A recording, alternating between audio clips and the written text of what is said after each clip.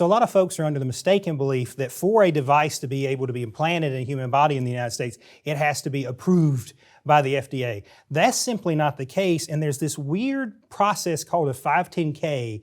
Tell our viewers a little bit about what that is. That's right. So the majority of medical devices are classified as what's known as a class 2 medical device. And what that means is they can enter the market through this 510K process, which means that a device is cleared if it's substantially equivalent to a device that was already on the market. And that device that was already on the market can trace all the way back to pre-1976, before the Medical Device Amendment, which means it grandfathers in devices that were never tested on human beings for safety.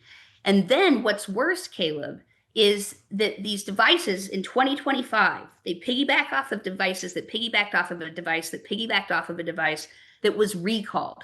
And so many devices that are implanted in human beings right now can actually be traced back to a recalled device.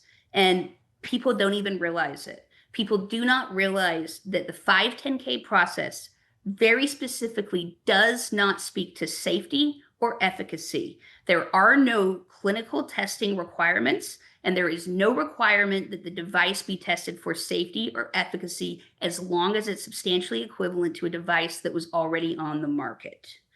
In many instances, the few devices, there are some that are class 3 devices.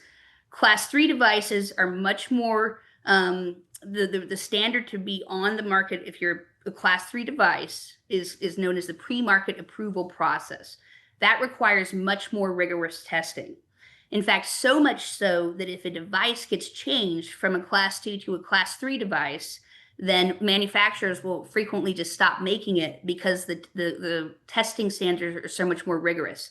You can see an example of that in transvaginal mesh, used for pelvic organ prolapse. In 2016, January of 2016, the FDA, after years of us fighting the litigation, after years of seeing the dangers and the injuries that were being caused by these devices, the FDA changed to a class 3 device. And what happened was they had a deadline in 2018 that they had to actually demonstrate safety and efficacy through the PMA process. What did manufacturers decide to do? They just stopped manufacturing them because they couldn't actually achieve that standard. So very disturbing stuff. Surgeons are disturbed. Everybody who hears this is disturbed, and frankly, they should be.